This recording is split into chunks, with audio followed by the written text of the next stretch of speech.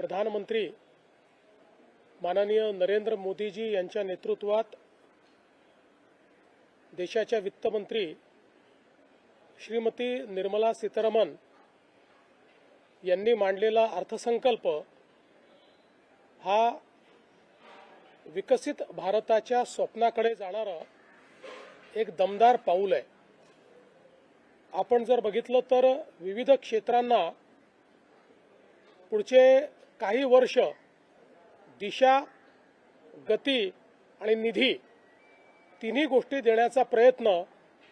हा या माध्यमातून झालेला आपल्याला पाहायला मिळतो। विशेषतः वाढतं शहरीकरण जे महाराष्ट्रासारख्या राज्याकरता एक मोठा चॅलेंज आहे, त्याला नियोजनबद्ध करण्याकरता पहिल्यांदाच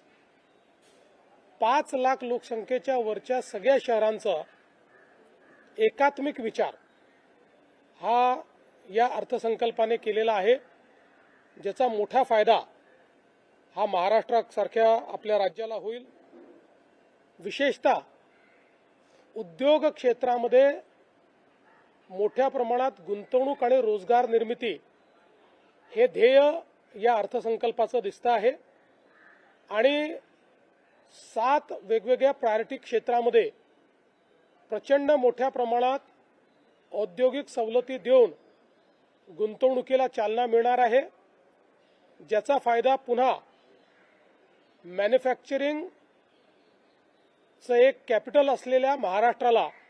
मोठ्या प्रमाणात मिळेल आणि फ्रंटियर टेक्नॉलॉजीजमध्ये खूप मोठ्या प्रमाणात गुंतवणूक आणि रोजगार निर्मिती हे आपण करू शकू, हे देखील या ठिकाणी आपल्याला पाहायला मिळत आहे।